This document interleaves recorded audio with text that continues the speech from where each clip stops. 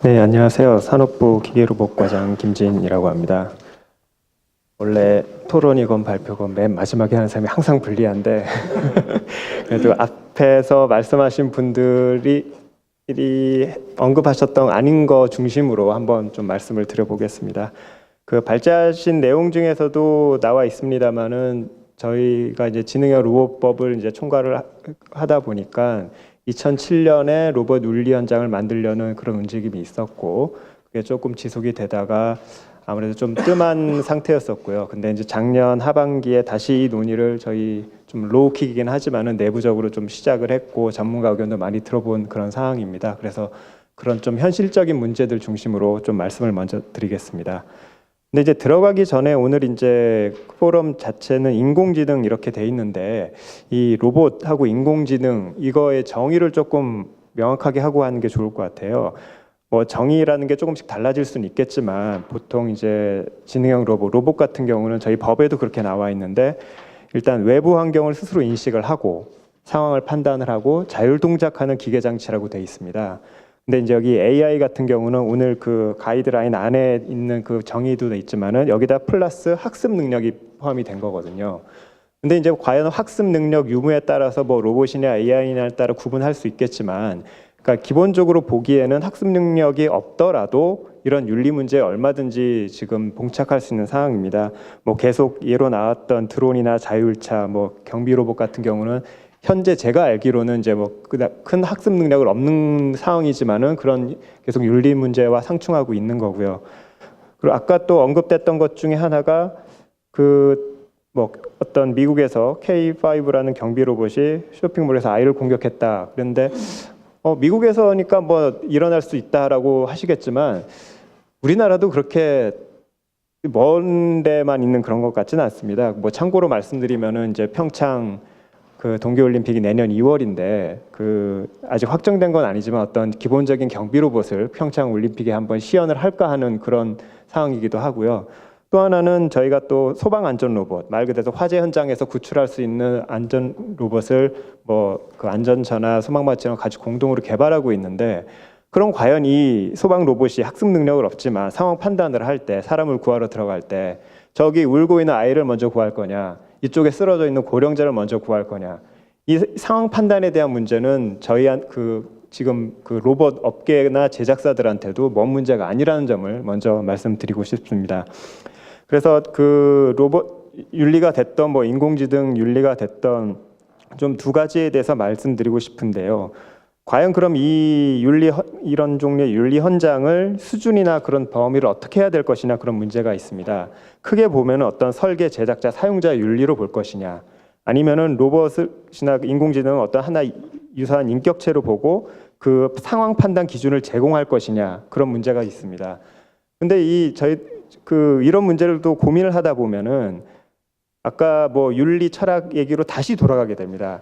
그러니까 무슨 말이냐면 인간 존엄성 존중해야 되고 공공의 선 우선해야 되는데, 만약 이 두 개가 충돌하면 어떻게 해야 되느냐.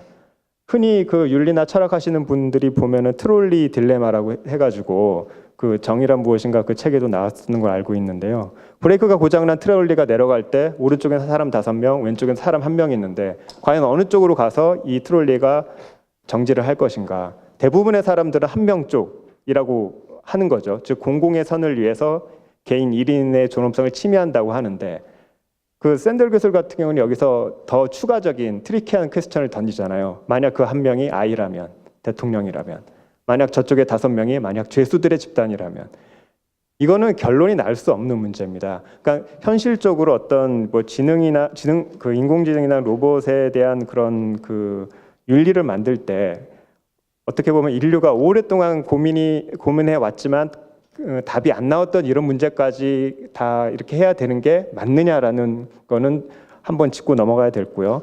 그리고 설령 이게 결론이 났다고 하더라도 만약 좋다, 그 어떤 인간 존엄성을 설령 침해하더라도 확실한 공공선이 있으면은 괜찮다라고 했을 때, 그러면 그거에 따라 제작 설계된 로봇이나 인공지능에 대해서는 어떤 그런 사고가 났을 때 일종의 면책 조항을 줄 수 있는 우려가 있는 거거든요. 그러니까 그런 문제까지 좀 했을 때 일단 현실적으로는 설계, 제작자, 사용자의 그런 어떤 윤리의 부터 접근하는 게 낫지 않을까라는 그런 생각이 들고요. 그다음에 이제 방법론인데요. 아까 계속 말씀하셨지만은 어떤 정부 주도나 법령에 근거한 그런 것들 하는 방법이 있고 어떤 민간이나 뭐 가이드라인 형태 그런 거 있는데 사실 그 저희 지능형 로봇법에는 로봇 윤리 현장을 만들 수 있는 근거는 만들어져 있습니다. 근데 다만 이제 주체는 좀 애매하긴 한데 근데 저희가 이런 것을 좀 해보려고 로봇 관계된 업계나 소비자 단체라든지 뭐 이게 의견을 들어보니까 그 이제 계속 앞에서도 말씀하셨던 것처럼 사회적인 합의, 자발적인 것, 그다음에 어떤 처음부터 딱딱한 법령이나 그런 구속력이 있는 것보다는 가이드라인, 그거에 대해서는 대부분 그쪽으로 방향이 나오는 것 같습니다.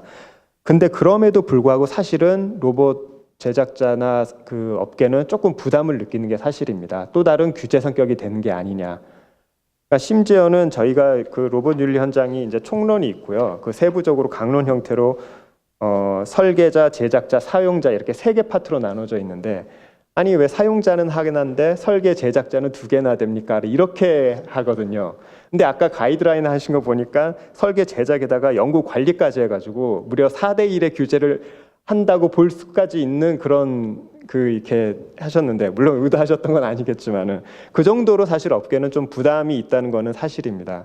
그래서 그 어떤 사회적 합의나 소프트한 어프로치 가이드라인 다 좋은데 저희가 보면은 기존에 이제 그 비슷한 거를 봤을 때 어떤 생명공학 윤리 관련해서 생명과학 연구자 윤리 현장을 어떤 분자 세포 생물학회 그 학회 주도로 해서 그걸로서 이제 시작된 그런 것들이 있거든요. 그래서 뭐 예를 든다면 로봇공학회나 뭐 제어학회 그런 어떤 연구자 과학자 중심으로 어프로치를 시작하는 것도 괜찮지 않을까라는 말씀을 드립니다. 예, 고맙습니다.